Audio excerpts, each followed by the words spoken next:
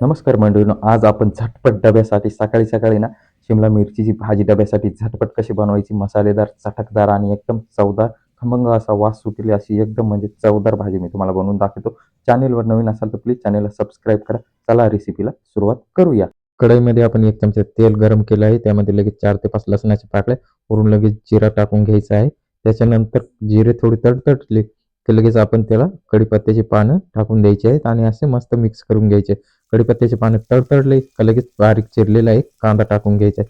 कांदा थोडा मऊसार होऊन द्यायचा आहे, चांगला भाजू द्यायचा आहे. थोडा कांद्याचा कलर चेंज झाला की लगेच बारीक चिरून टोमॅटो टाकायचे. टोमॅटो थोडा शिजला ना, लगेच त्यामध्ये आपण हळद टाकून घेऊ. हळद टाकल्यावर लगेच लाल तिखट 1 चमचा टाकून घेऊ. घरगुती मसाला 1 चमचा आपण वापरणार आहोत. 1 चमचा टाकला की मस्त असं हलवून करून घ्यायचे. त्याच्यामध्ये थोडं पाणी घालून लगेच ढोबळी मिरची अशी टाकून त्याच्यात एकजीव मिक्स करून घ्यायची पूर्णपणे. त्याच्यात मसाला असा त्याचा घुसला पाहिजे एकमेकात नाही का.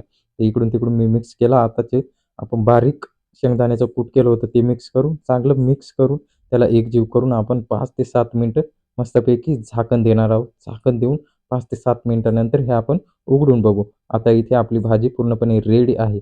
बघू शकता भाजी किती सुंदर आणि वास तर इतका भारी येते ना, झटपट डब्यासाठी ही रेसिपी तुम्ही घरच्या घरी नक्की ट्राय करून बघा.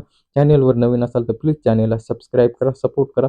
भेटूयात पुन्हा नवीन व्हिडिओमध्ये. तोपर्यंत टेक केअर, बाय. काळजी घ्या आणि खात राहा.